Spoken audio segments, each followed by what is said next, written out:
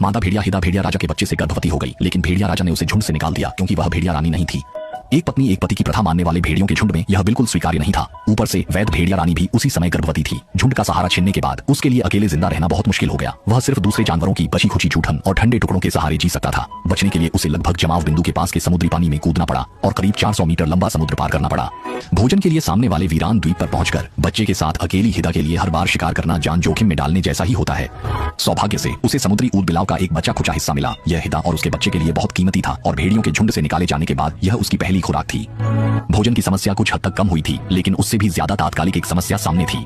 प्रसव के करीब हिदा को बच्चे को जन्म देने के लिए एक उपयुक्त ठिकाना ढूंढना ही था और द्वीप के दूसरी ओर उतनी ही गर्भवती भेड़िया रानी खंजर भी प्रसव के लिए सही जगह तलाश रही थी।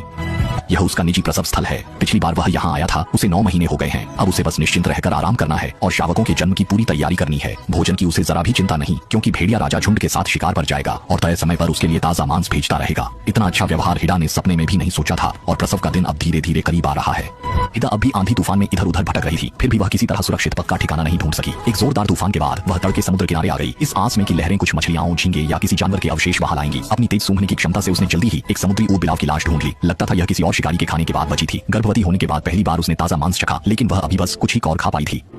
शिकार का असली मालिक भी आ पहुंचा। वह कोई और नहीं, भेड़ियों का राजा जैस्पर था, जो कभी उसका प्रेमी था। वह इस बार यह स्वादिष्ट भोजन अपनी असली रानी के लिए लेने आया था। हिडा सब समझकर मांस का छोटा टुकड़ा दांतों में दबाए चुपचाप पीछे हटी और देखती रही कि भेड़ियों का राजा पूरी समुद्री ऊदबिलाव की लाश दांतों में दबाकर ले गया।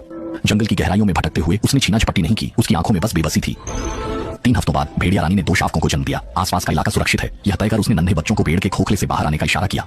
यह उनके लिए बाहरी दुनिया देखने का पहला मौका था, लेकिन वे अभी बहुत कमजोर थे। अगर किसी और शिकारी की नजर उन पर पड़ जाती तो उनके मारे जाने की पूरी आशंका थी। इसलिए मादा भेड़िया को हर वक्त बच्चों के साथ रहना पड़ता था। आखिर उसका भेड़िया राजा समय समय पर उसके लिए पौष्टिक भोजन ले आता था, जिससे वह निश्चिंत होकर यहीं प्रसव के बाद आराम कर सकती थी।